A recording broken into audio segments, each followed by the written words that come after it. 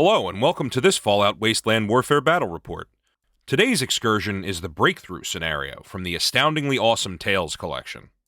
On the defending side, we have 350 caps worth of Minutemen. Ronnie Shaw leads the team, equipped with the Warden Leader perk and Cowboy Repeater. She's backed up by 3 normal Minutemen carrying their signature laser muskets. Assaulting the settlement is a super mutant force headed up by Lily, the grandma-turned-Nightkin assassin. She's got a silenced assault carbine and a giant vertibird blade. She's joined by a regular Nightkin equipped with an assault rifle and pipe wrench, and 2 skirmishers, both toting giant boards. Their goal today is actually not to kill, but to capture enemy models. If they're in a melee, they can take a special action to roll a blue die. The lower the target's HP is, the easier it is to capture them, so they have to be careful not to completely knock out the humans. The scenario setup instructions specify that this is played on a 2x2 board with one side, in this case the right side, designated as the defender's side, and the opposite side for the attackers. There's a line of yellow wide barricades that are yellow distance apart from each other, set up blue distance from the defender edge. The rest is just random scattered terrain used to represent the outskirts of the settlement. There's a smattering of items strewn throughout the battlefield as well. Not all of it'll be of use, but there are a few decent things in there worth hunting for. The Minutemen set up within yellow of their board edge, and the mutants set up red from theirs. The mutants are in relatively open order, and the Minutemen are set up in pairs to take advantage of their aura abilities. Speaking of special abilities, Ronnie has one that means she doesn't count for the purpose of determining advantage, so the Minutemen will get it to start. With everything set up, we're ready to roll. The first Minuteman moves up and uncovers a combination danger item. They have the choice to either take a stun marker or take a chance at getting poisoned. Poison is really bad in this game. You basically just take damage every turn until you die, unless you have one of the few, very rare items which can neutralize it. On top of that, Ronnie's Warden Leader perk lets one model per turn flip their stun marker and possibly discard it, so the Minuteman takes the stun, flips it, and gets to avoid being stunned. After all that, she pulls a massive sledgehammer out of the rubble. Not a bad get, and even better to keep it out of the hands of mutants. She then attempts to take a long-range shot at the Nightkin. However, in turns 1 and 2, Nightkin are cloaked with stealth boys, so she has to make a check to even draw a bead on him. She fails, and the action is wasted. The first skirmisher activates and snags an item. An assault rifle isn't a bad pull, but the skirmishers don't know how to use them. The next item found is a set of sturdy leather armor. Considering that this jumps their energy armor from 1 to 3, that's a good get. The next Minuteman to activate takes a long-range shot through cover at the other skirmisher.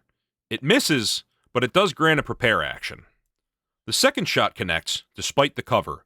1 damage gets blocked, and the other goes through. First blood on the field. That skirmisher activates and uncovers an item that would require a search test to retrieve.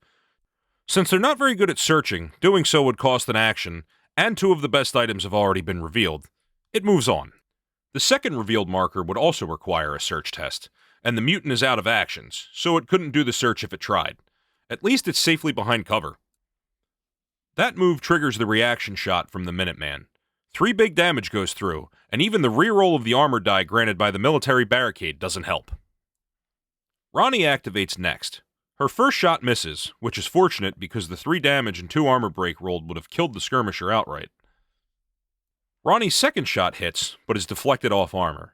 After a run of bad luck before, this skirmisher has had a little turnaround of its fortunes. For now, at least. The Nightkin activates next. Whenever they activate, they have to roll to see if they're normal and calm or unpredictable, which will boost their stats during the turn, but force them to spend at least 1 action attacking. Fortunately, this turn the Nightkin is clear-headed. It moves up just shy of its full movement to find another item requiring a test to retrieve. It's not too worried about cover right now because it's still stealth buoyed up. This is a little photo goof, but the Minuteman actually rolled a single star. Sometimes I have to reposition the dice tray for a better photo. Since that's the one result that indicates that the Minuteman wants to perform its objective, which is to kill super mutants, with a melee weapon. Normally I would say that not having a melee weapon would mean that the Minuteman ignores that in favor of their ranged weapon, but they're within sharing range of their ally who just picked up a sledgehammer, so wasteland chaos ensues. The Minuteman charges the still stealthed Nightkin, but fails to see it to properly make an attack. Lily activates, and is going to be unpredictable this turn. Fun. She moves up and then has to attack to fulfill the requirements of unpredictable, so she takes a shot at the Minuteman who just bravely, or stupidly, charged into melee. She hits her target and gets a point of damage through. This was another photo mistake, but she didn't get an exclamation result, but a cog, which is important because, when they're unpredictable, Nightkin can perform charges as quick actions, and they have a normal charge distance of green, so Lily is able to spend that action point from her shot to charge up into melee as well. "Hello, dearie. Grandma's come to visit. Give us a great big hug," she bellows. At the end of turn 1, the Minutemen have put some decent damage on one of the skirmishers, but the mutant forces are advancing quickly. At the start of turn 2, a turret activates, perhaps part of an older defense system for the settlement. It scatters blue from the center, which puts it right against the settlement wall. That kind of makes sense. It's a bit unfortunate for the Minutemen, though, because they have no cover between it and them, and due to having the advantage, they activate first. The first Minuteman activates and tries to pour some more damage on the wounded skirmisher. The shot goes wide, though. The turret churns to life and fires a volley downrange. It misses, and the cog result is wasted because turrets cannot use action points. The Minuteman takes their second shot and misfires. Perhaps they hadn't fully cranked up their musket.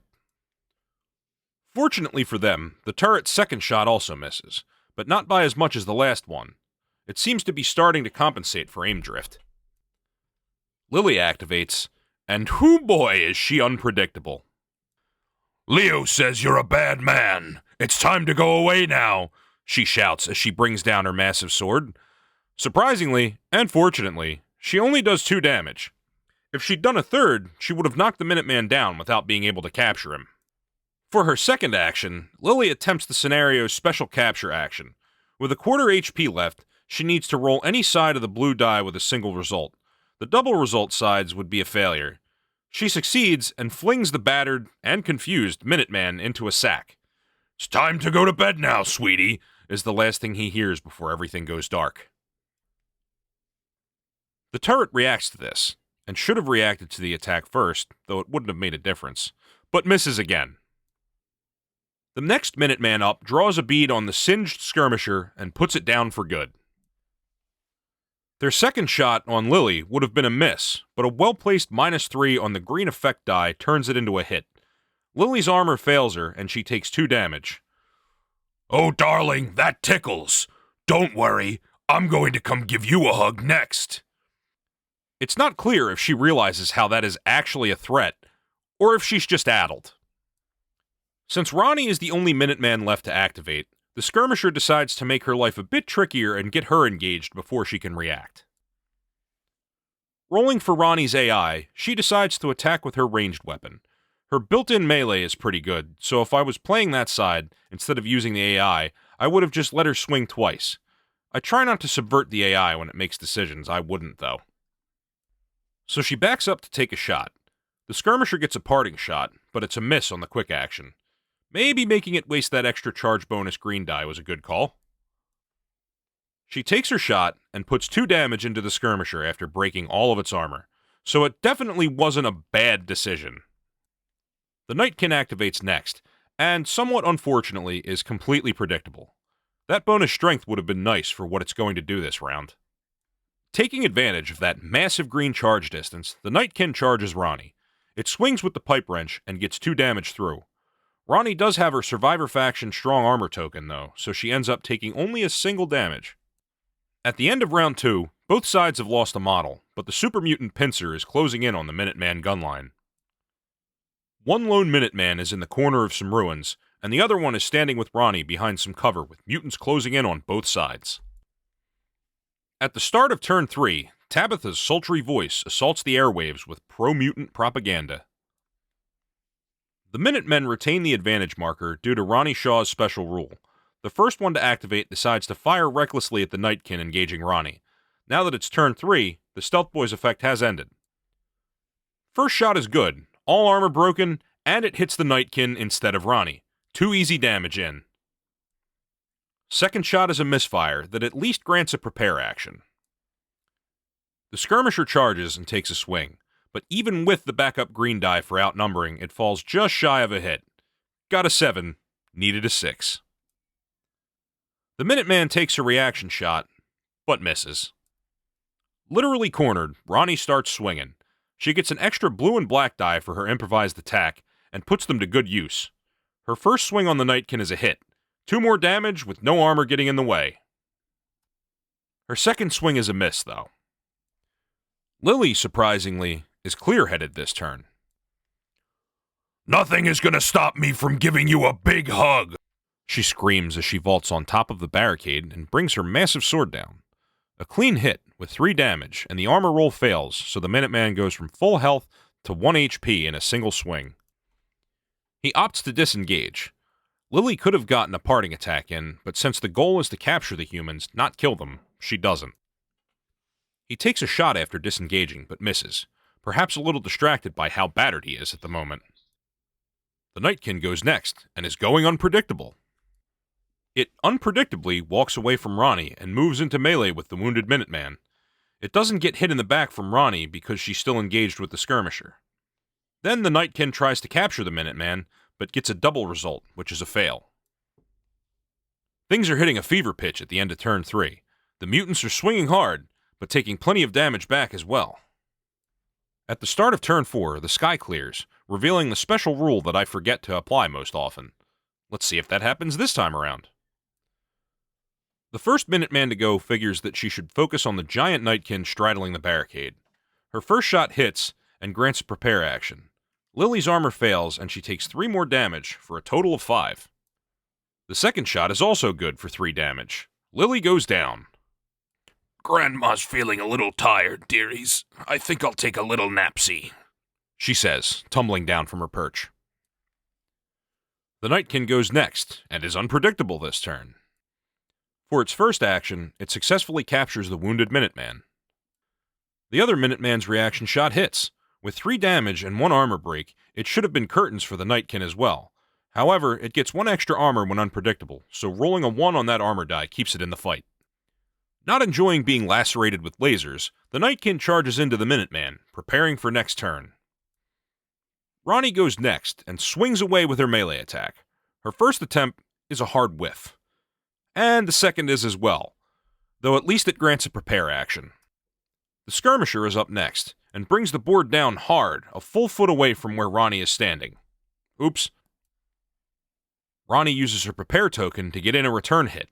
It connects, and with no armor in the way, it gets another point of damage through. The skirmisher's second swing catches Ronnie right in the ribs. 3 unblocked damage, and now she's looking pretty battered. At the end of turn 4, it's anyone's game. Damage is piling up on both sides. The goal for the mutants is to capture more than half, rounding up, of the enemy's forces units, and they're currently sitting at exactly half, so they need to get 1 more to win. At the start of turn 5, the event is Contested Ground, which draws a danger card for the most recently activated unit for the side without the advantage marker. Since Ronnie still doesn't count for that, the survivors keep the advantage, which means that the skirmisher is the lucky recipient. Ironically, it draws the Imaginary Nightkin danger. It opts not to take a stun marker and take a chance at possibly getting a broken arm. Ronnie gets to go first, though. Her first swing is a near miss. The second one connects, and 2 damage goes through. Another hit like that, and the skirmisher is out of commission. The Nightkin is up next, and it's very predictable, so it's going to push for victory. It takes a big swing with the pipe wrench, and knocks 2 damage into the Minuteman. Then, it uses the special capture action to try and seal the deal. Since the Minuteman is at 2 out of 4 health, only a single star result or a mushroom cloud is a success. But the Nightkin gets the cloud. It hauls away another one of the Minutemen and secures a super mutant victory for the scenario. Finishing out the turn for funsies, the skirmisher checks, and the imaginary Nightkin is, in fact, imaginary. At 3 out of 7 health, only a mushroom cloud or single star result is enough to capture Ronnie, but the skirmisher tries anyway. Both attempts fail. Alright, it's time to yield the field and fight another day, thinks Ronnie. Fortunately for her, with their objective completed, the remaining mutants retreat as well. And that's the end of the scenario. An overwhelming super mutant victory. It was really close, though, and especially after Lily went down. It could have gone either way if a few dice rolls had landed differently. Overall, this was a fun scenario, especially since it forces the super mutant player to balance when to do damage and when to go for the capture. If you're curious about what happened at the backside of the settlement at the same time, check out the Legend of the Nuka Slugger Part 3 Battle Report over at the link. Thanks for watching another one of our Weird Wasteland tales. And don't worry, more are on the way.